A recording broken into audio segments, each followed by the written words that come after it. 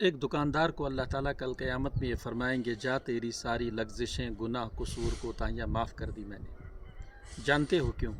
اس لیے کہ یہ دکاندار دنیا میں اقالہ کرنے کو پسند کرتا تھا، خوش دلی سے قبول کرتا تھا۔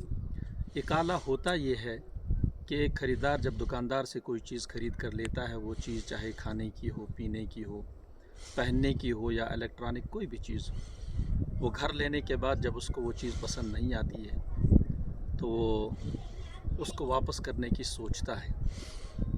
وہ دھیرے دھیرے آہستہ آہستہ یہ سوچتے ہوئے شاید دکاندار لڑائی کرے، ناراض ہو جائے یا شاید کچھ پیسے کاٹ لے گا، آہستہ آہستہ وہ دکاندار کے پاس واپس پہنچتا ہے اور دکاندار سے کہتا ہے کہ بھائی صاحب یہ چیز مجھے پسند نہیں آئی، آپ اس کو واپس لے لیں اور مجھے میرے پیسے واپس کر دیں۔ دکاندار اسے کہتا ہے بیٹا کوئی بات نہیں، اگر آپ کو یہ چیز پسند نہیں آپ دوسری لے لو، اور اگر وہ بھی پسند نہیں تو آپ پیسے واپس لے جاؤ۔ اس کے میٹھے بول اللہ تعالیٰ کو اتنے پسند آئیں گے کہ اس کو فرمائیں گے، جا تیری ساری لغزشیں، کوتاہیاں میں نے معاف کر دی۔